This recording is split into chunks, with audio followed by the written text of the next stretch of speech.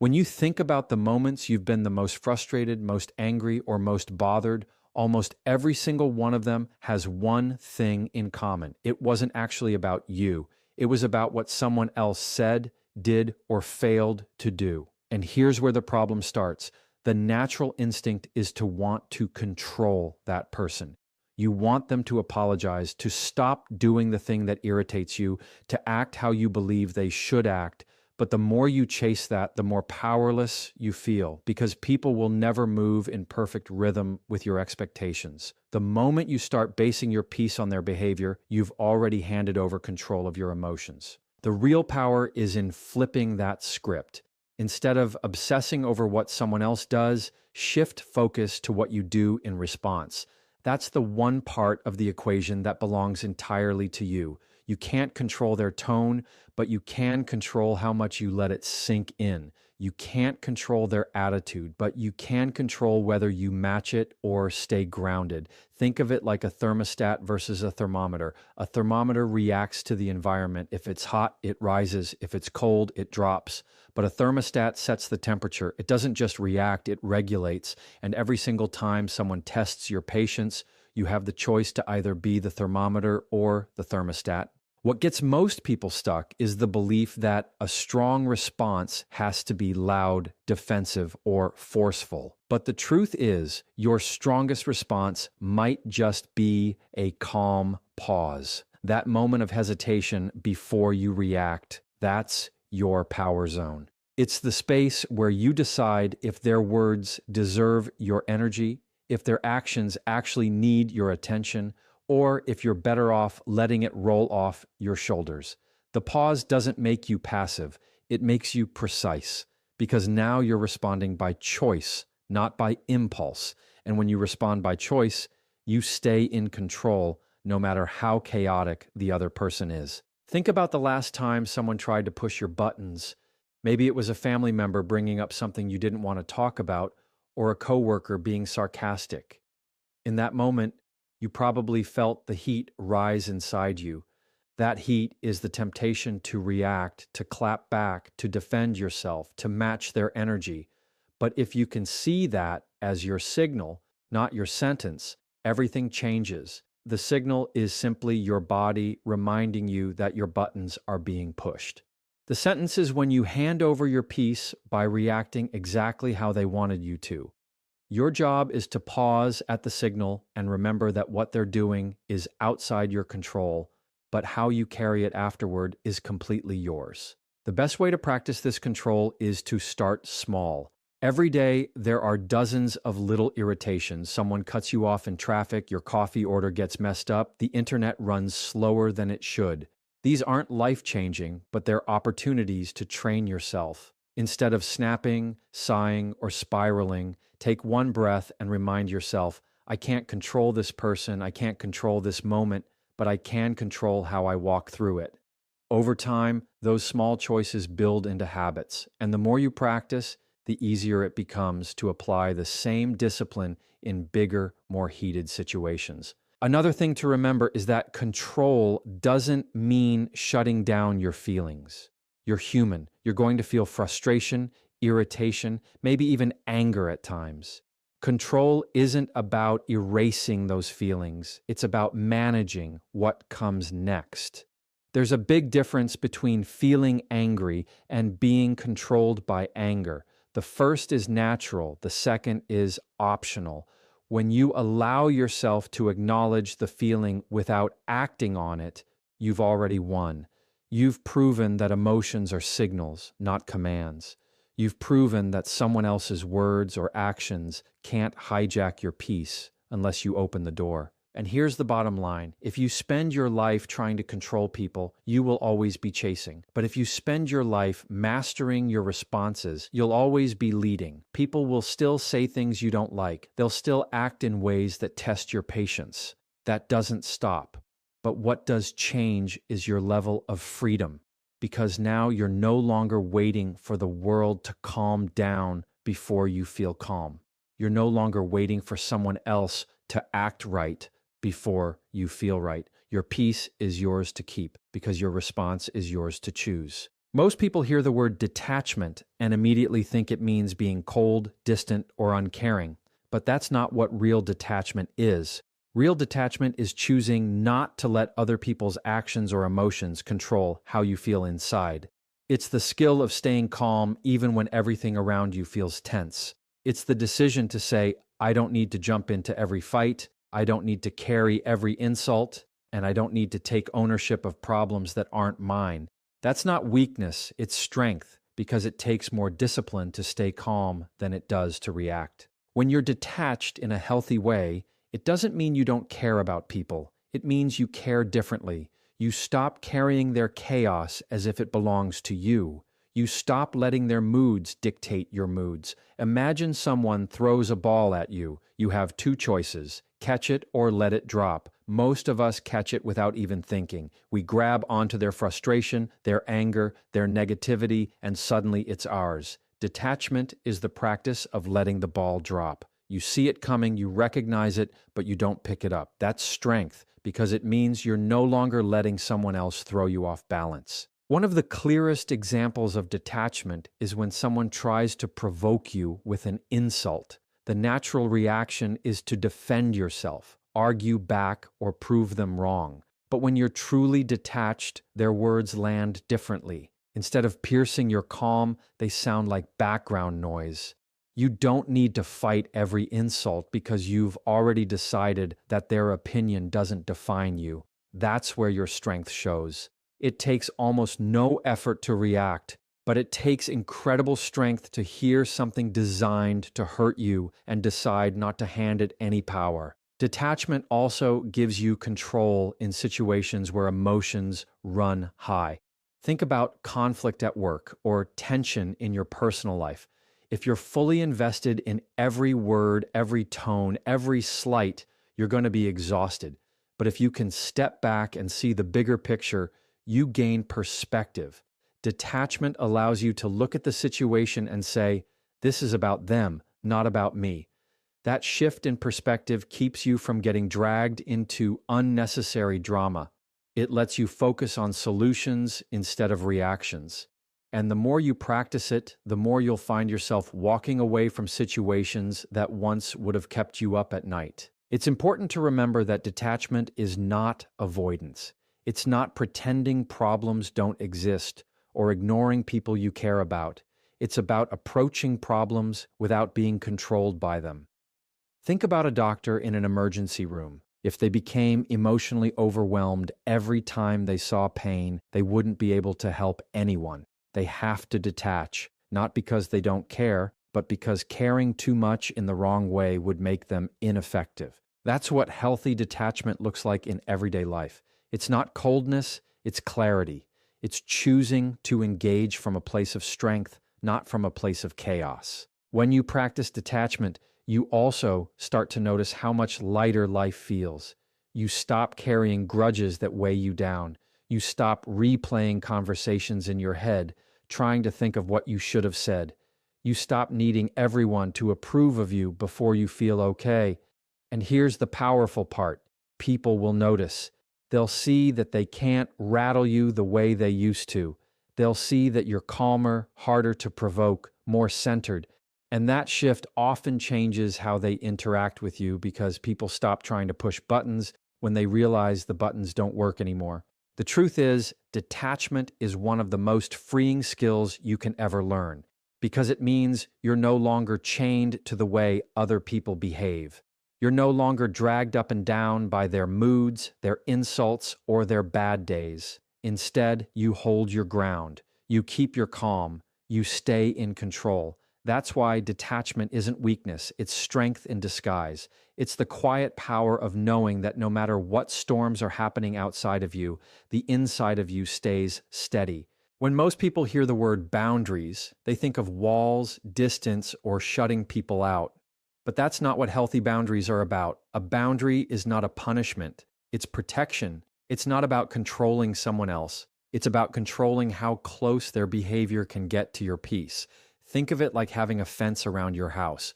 The fence doesn't mean you hate your neighbors. It just means you get to decide who comes through the gate and on what terms. Boundaries work the exact same way with your emotions, your time, and your energy. A big mistake people make is thinking boundaries are about changing the other person. That's why so many people avoid setting them. They don't want conflict. They don't want to seem controlling. They don't want to start an argument. But boundaries aren't about demanding that someone else changes.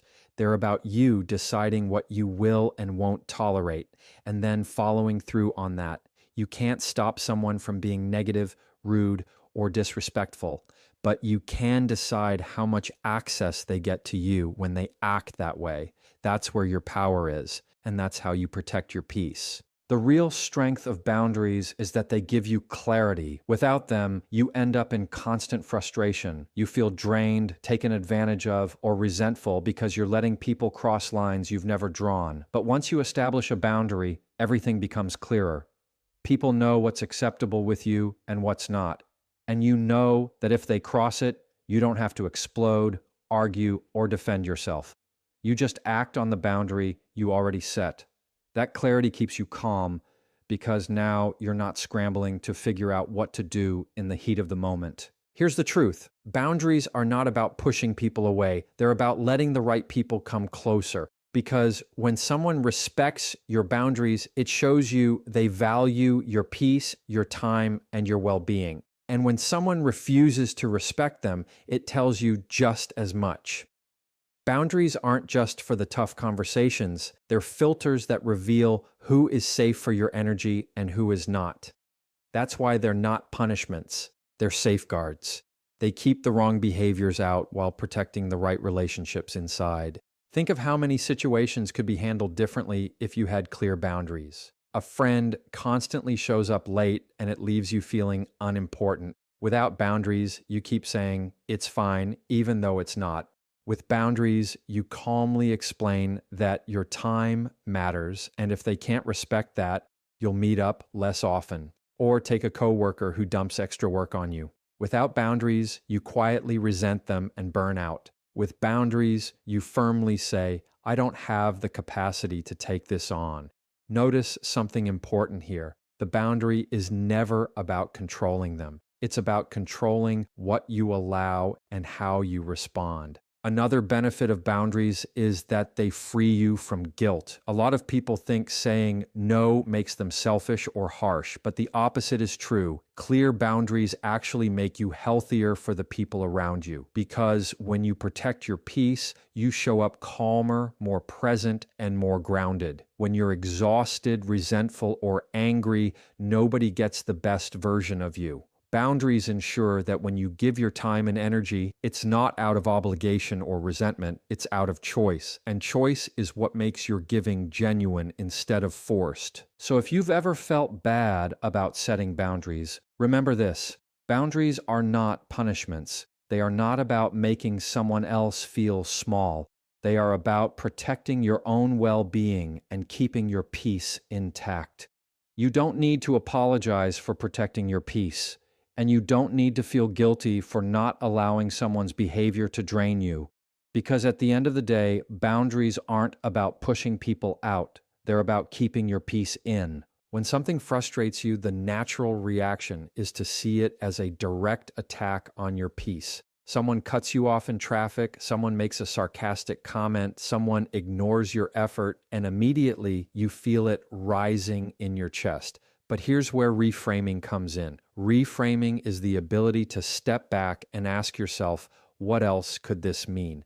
Instead of locking yourself into one story, that they disrespected you, that they don't care, that they wanted to hurt you, you give yourself another angle. And that second angle is often the difference between stewing in irritation and moving on with indifference. Reframing doesn't excuse bad behavior. It doesn't mean people get a free pass. What it does is keep you from carrying their actions around longer than you need to, because the real damage usually isn't what someone does in the moment. It's the replaying afterward. You drive home still thinking about what that driver did. You lie in bed still hearing that sarcastic comment. You waste hours of your own peace because you never shifted the perspective. Reframing stops that cycle.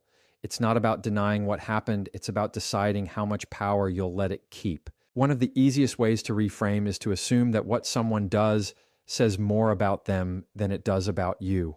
The person cutting you off in traffic, maybe they're running late to pick up their kid. The coworker who snaps at you, maybe they're overwhelmed and not managing stress well. The stranger who throws shade online, maybe they're hurting in their own life. That doesn't mean what they did was right, but it does mean it doesn't have to live in your head as a personal attack. When you shift the story from they disrespected me to they're dealing with their own stuff, suddenly the irritation loses its grip.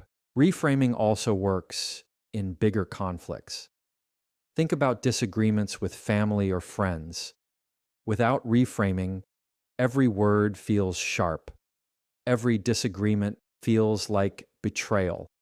With reframing, you realize they might just have a different lens, a different upbringing, a different way of seeing the world. That doesn't make them right, but it makes them human. And when you remind yourself that people are complex, not villains, you stop taking their behavior so personally. That's where indifference comes in. Not cold indifference, but peaceful indifference, the kind that says, I don't need to carry this because it's not about me. Another powerful reframe is asking, will this matter a year from now? Most irritations won't even matter a week from now, yet in the moment, they feel like the biggest deal in the world. That's the trick of irritation. It magnifies the small until it feels huge. But when you zoom out, you realize how little space it deserves. Reframing with time perspective takes the weight off. What feels like an attack today becomes a blip tomorrow. And once you see that, you can let go faster instead of dragging it with you. Reframing doesn't mean you'll never feel irritated again. You will.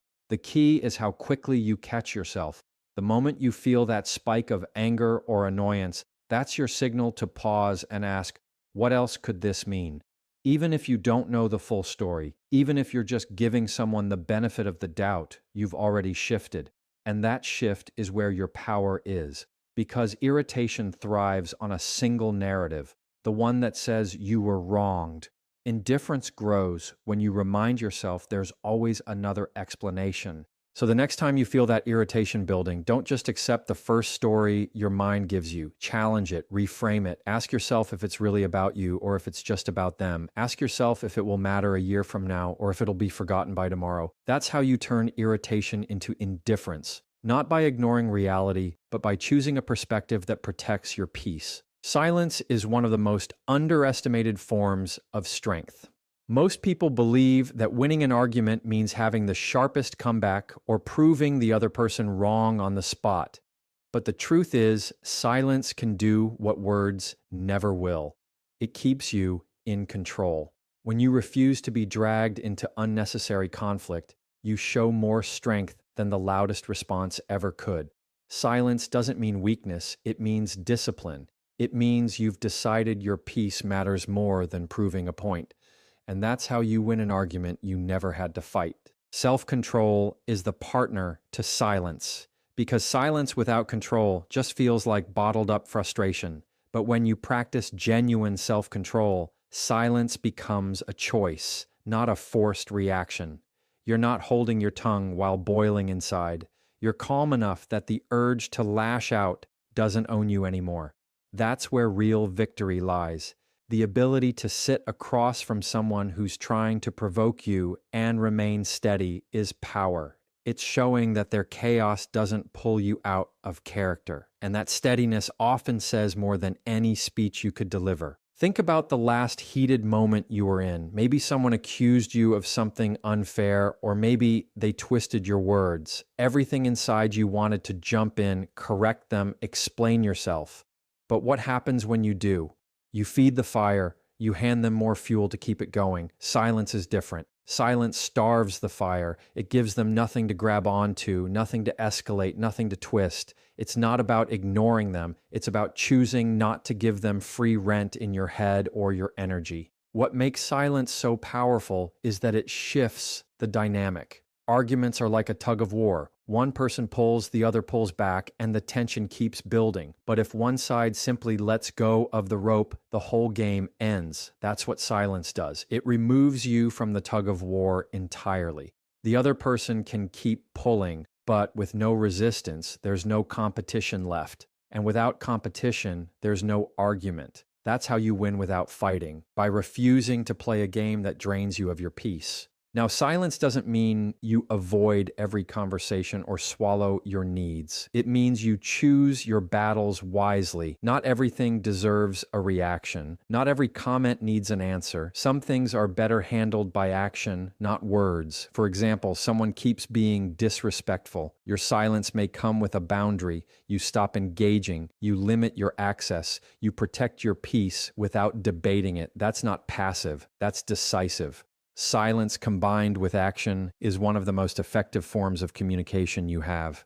Self-control also protects your credibility. When you react emotionally, you often say things you don't mean, or you give people ammunition to use against you. But when you stay calm, you keep your power. People notice the one who stays composed. They see the difference between someone who loses it and someone who holds it together. And the one who holds it together is the one who gains respect in the long run. That respect doesn't come from winning arguments. It comes from showing you don't need to fight to be secure in yourself. The more you practice silence and self-control, the freer you become, because now you're not walking